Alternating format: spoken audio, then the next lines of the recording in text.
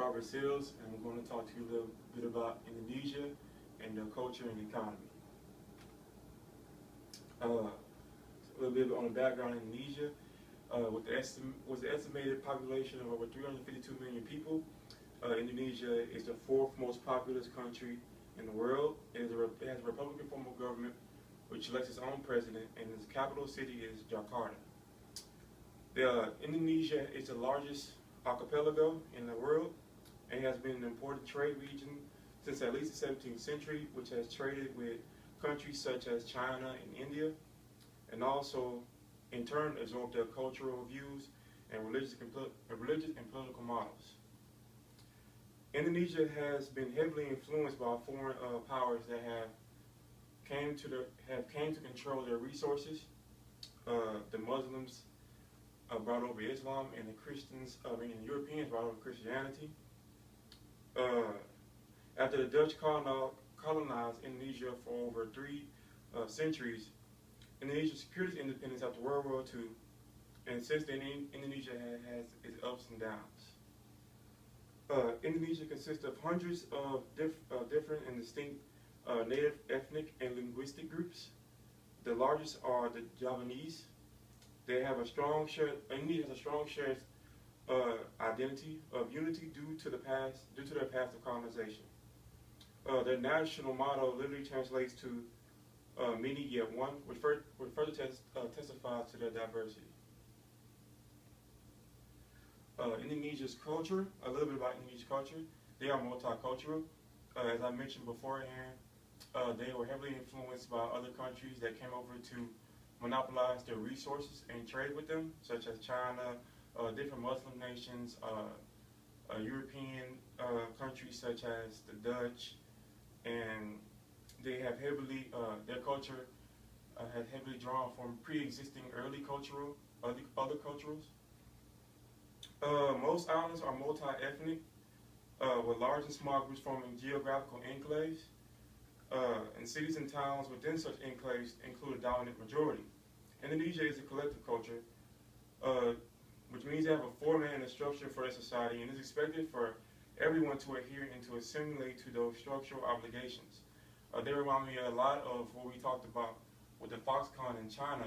An example would be in the workforce, where the Indonesian people have leaders and they have other people. They have a high power gap.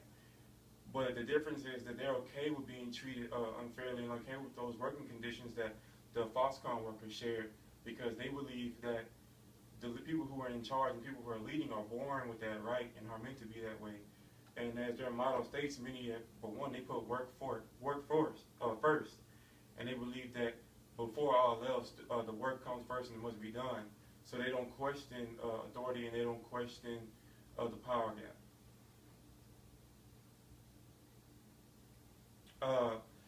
Also, for gender roles, even though Islam is the dominant religion in Indonesia, women have a fairly high status in society.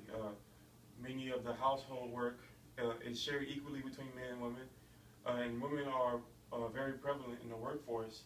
Even though as the position gets higher and higher, you see less women. For an Islamic nation, they are treated fairly liberally and equally. They have their economy. 60% of the people are farmers. They have what is called the dual economy, which is one economy for the native people and the other for the exports or to other nations. The economy includes agribusiness, resource extraction and exports, construction, and tourism. They have a large wealth and power gap. Speaking of Indonesia's economy, they have a very high natural abundance of natural resources, but they do little with that to benefit their own country. It's mostly other countries taking advantage of the resources and using it for themselves.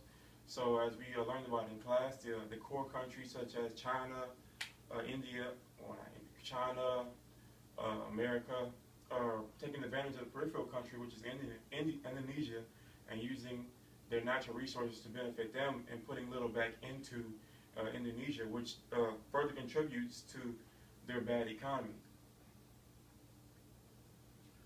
Even though Indonesia is the 16th biggest economy in the world and is a major producer of global commodities such as palm oil, coal, and rubber, the economy is still.